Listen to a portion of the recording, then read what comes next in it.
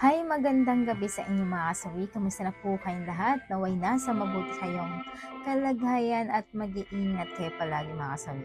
At syempre balik topic tayo mga kasawi na ano ang tatlong rason bakit madalas na nai-inlove ang isang babae sa kasamahan niya sa trabaho.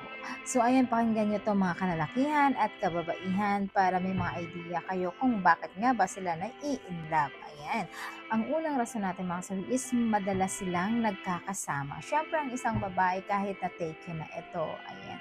Minsan kapag madalas silang nakakasama ang isang tao, doon sila mas mabilis na nahuhulog mga kasawi. Siyempre nagkakapalagayan na sila ng loob, alam na nila kung ano yung ayaw at gusto ng isang babae, nagkakaroon ba sila ng bonding na para bang araw-araw sila nagkakasama. Siyempre, yung ending yung loob nila na nakapagpapalagayan na sila ng kanilang mga loob mga kasawi. Kaya ang isang babae ay madalas silang nai-inlove sa mga nagiging kasama nila. For example, may crush din ang isang babae sa isang lalaki na katrabaho niya. Tapos yung lalaki naman kahit taken na ito at alam ito na talagang may gusto ang isang babae ay talagang sinusunggaban ito. Tinitake advantage niya ang isang babae kasi alam niya sa sarili niya na may gusto sa kanya yung isang babae.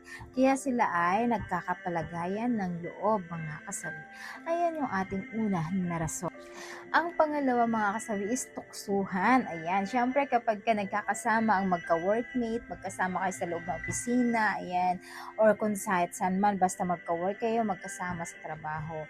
Kapag ka nagtuksuhan yung mga barkada, syempre minsan, andun kayo nade-develop sa isa't isa. Kasi pag sa sobrang katuksuhan, ayan, hanggang sa hindi nyo namamalayan na kayo na pala ay nai-inlove na parehas dahil sa tuksuhan lang yan. For example, mga kasawi, sinabi na isang lalaki, uy, alam mo, si ganito, lagi nakatingin sa'yo. Tapos yung isa naman, uy, alam mo, nakatingin sa'yo si ano. Diba? Yung mga ganong bagay. Tapos yung ending, kapag ka nagkasalungat kayo, nagkasalubong kayo, minsan napapahiya na kayo. Tapos hindi nyo, ayan, nagugulat ka na lang sa sarili nyo mo na tuwing kayo ay magkakasalubungan at kapag kayong nagtitingin na kayo sa isa't isa, syempre nagkakaroon na ng ito ng spark mga kasawi. Lalo kapag yung madalas na kayo na nagkakasama tapos tuksuhin kayo palagi ng inyong mga barkada o nakakasama nyo sa loob ng inyong trabaho, dun na talagang magugulat ka na lang, nai-inlove ka na pala sa katrabaho mo mga kasawi na hindi mo namamalayan at hinahanap mo na rin siya kahit nasa bahay ka na, kahit nasa tahanan ka na, dun mo nare-realize ay parang namimiss mo ang katrabaho mo, namimiss mo yung mga ginagawa niya sa'yo, yung pag-suporta niya sa'yo, yung pag-alalay niya sa'yo, yung mga pagsisilbi niya sa'yo. So, ang dami mong namimiss para sa kanya na hindi mo namamalayan na talagang unti-unti ka na palang nai-inlove sa kanya.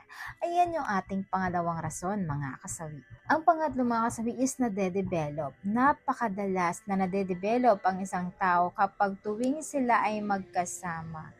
Tuwing sila ay nag-uusap, tuwing sila nag-chat, nag-text, syempre, nalalaman nila yung mga gusto at hindi gusto ng isang tao. Lalo kapag sila ay nag-text na, syempre nagkakaroon na sila ng more conversation, more communication. So yung ending, natatanong nila yung mga bagay na hindi at gusto ng isang tao hanggang sa nagkakaroon pala sila ng, ayan na, pagkagusto sa isa't isa at hindi lang yun. Yung pala sila ng isang bagay na gusto rin niya, gusto rin ito. So nagkakaroon ng comparison nila sa isa't isa na ay parehas pala kami ng type, ay gusto niya rin pala to, parehas kami ng favorite, ayan. So nagkakaroon kayo doon ng talagang ay baka destiny kami. Yung naiisip ng isang babae na baka ganun yung nangyayari kapag once na ang isang babae ay more on nagkakaroon ng conversation mga kasawi.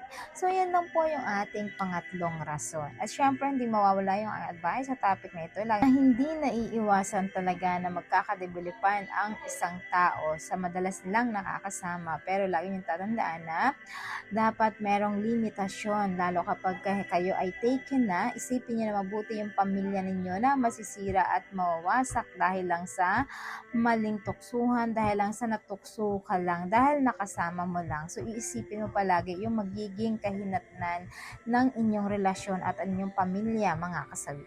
Yun lamang po mga kasawi yung aking advice. Maraming salamat po sa patuloy na pagsuporta niyo sa akin sa walang sawang pag-share at pag-comment. Sa mga hindi pa po nakapag-subscribe mga kasawi, pwede na kayo mag-subscribe, pwede na kayo mag-follow para updated kayo sa topic ko araw-araw. Magandang gabi.